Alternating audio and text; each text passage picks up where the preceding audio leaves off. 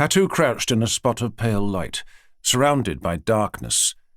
He cradled a tear in his arms, brushing the thin locks of hair from her lifeless face, staring into her eyes. Her cold body weighed nothing. The blood rolled from her lips, nostrils, and eyelids, and across his arms, mixing with his falling tears. "Goddess of war and love, I beseech you one more time. Please tell me. Tell me how I can bring her back."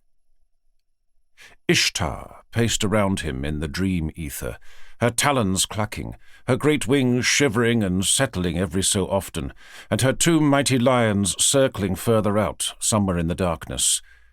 She sang as she walked, a sibilant, haunting verse.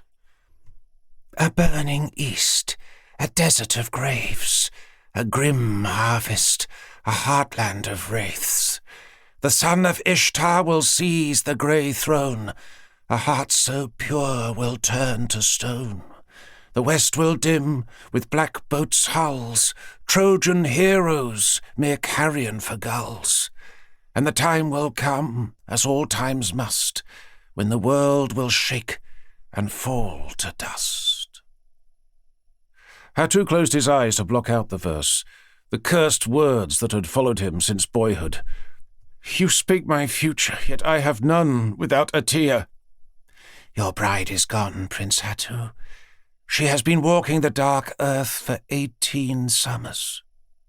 And every day the hurt only grows. She was not meant to die. She and I were to be together until we both grew white and withered.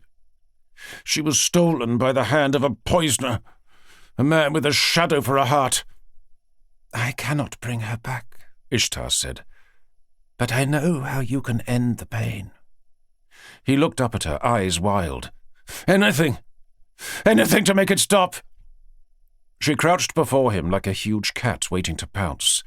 Her lips peeled apart to reveal her fangs. "Go east. Find her killer." She coiled one taloned fist into a shaking ball. "And rip his heart out!" She roared like a dragon, her breath hot as fire, blinding.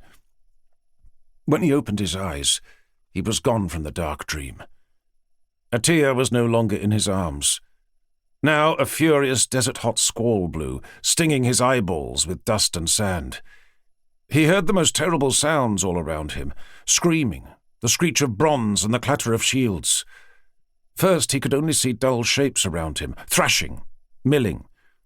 Then he saw it was a sea of soldiers, flashes of swords as far as the eye could see, spurts of crimson rising like spume. Polyglot battle cries from strange and distant lands, warriors from the world over in one place, a battle that defied scale. A savage blade scored past his neck and he staggered away, hearing the dry crackle of bones and wet squelch of flesh underfoot. Arrows whizzed and sling bullets spat overhead. In every direction he looked, he saw men jerk and jolt as they were bludgeoned, hacked, or cleaved. Blood soaked him like rain. Then he saw it, in the midst of the battle swell, a heap of dead as high as a turret. At the top, Volca the Sherden leapt and spun, striking out at Hittite soldiers who tried to climb up there. He ripped out their throats with his trident, speared into their chests and kicked them away, all the time shrieking with animal laughter as the pile of dead grew higher and higher. Through it all, Ishtar thundered, her voice shaking the ether of the dream. "Go, Prince Hattu! Claim your vengeance!" Hattu felt a great strength rise within him as he charged through the masses of fighting and dying men. Blades tore at him, but he felt nothing. Sling bullets punched through him as he clambered up the hill of the dead, yet he felt no pain. Arrows riddled his back, yet on he went. When he reached the top, Volca swung to him, face widening in another jarring screech of laughter. He lunged for Volca, and Volca for him.